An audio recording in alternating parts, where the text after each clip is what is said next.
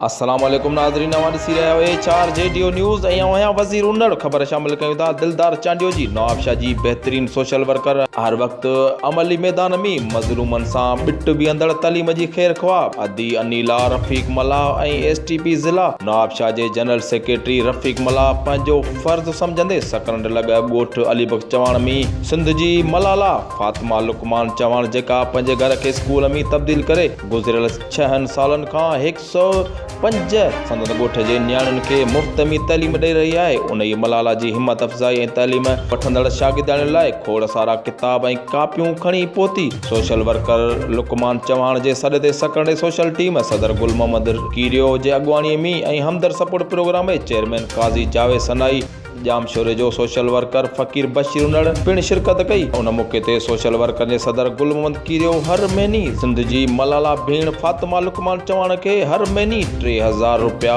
वज़ीफ़ो ॾियण जो पिण ऐलान कयो। अॼु असां अदा लुकमान चौहान ऐं अदी फातिमा जे स्कूल में आया आहियूं। सोशल मीडिया जी टीम सोशल वर्कर जी हैसियत सां कुझु कापियूं कुझु पेंसिलूं खणी करे अदा जे स्कूल में खणी आया आहियूं। ऐं मां हुकूमत खां मुतालबो थी कयां त अदी जो जेको स्कूल आहे जेका बग़ैर लालच जे हलाए रही आहे ऐं उनखे बुनियादी सहूलियतूं ॾिनियूं वञनि त जीअं ॿारनि जो मुस्तक़बिल सही थी सघे।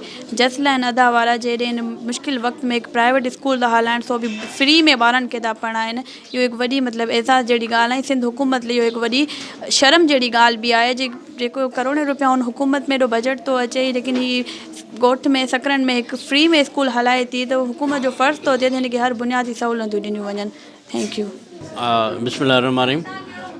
असां जिते आहियूं ॻोठ अलीबख्श चवाण में अदी फातिमा लुकमान चौहान जे स्कूल में, जेका गुज़िरियल केतिरनि ई सालनि खां जेको आहे सो ही ॻोठ जी नियाणियुनि खे मुफ़्त तालीम ॾेई रही आहे। अॼु असां हिन प्रोग्राम में शामिल थिया आहियूं। प्रोग्राम इहो आहे त असांजी नवाब शाह जी सोशल वर्कर भेण आहे अनीला रफ़ीक मल्लाह, उहा पंहिंजे मुड़ुस समेत हिते पहुती आहे, जेका हिन ॿारनि जे लाइ जेको आहे सो किताब पेंसिलूं ऐं कापियूं खणी आई आहे। हीअ अॼु सकरंड आया आहियूं लुकमान चवाण अदी फातिमा चवाण जे स्कूल में।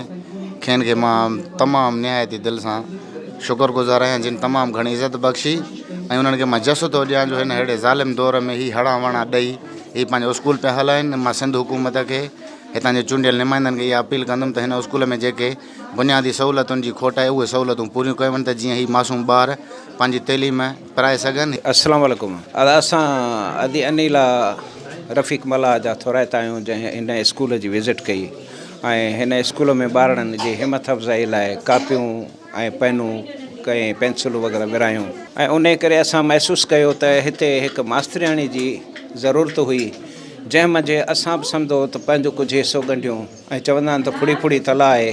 तंहिं करे असां उन मास्तरियाणी जे हिसाब में 3000 पंहिंजी तरफ़ां मूं ऐलान कयो आहे। HRJDO न्यूज़ में फ़िलहालु एतिरो ई। वधीक ख़बरनि जी अपडेट लाइ ॾिसंदा रहो HRJDO न्यूज़।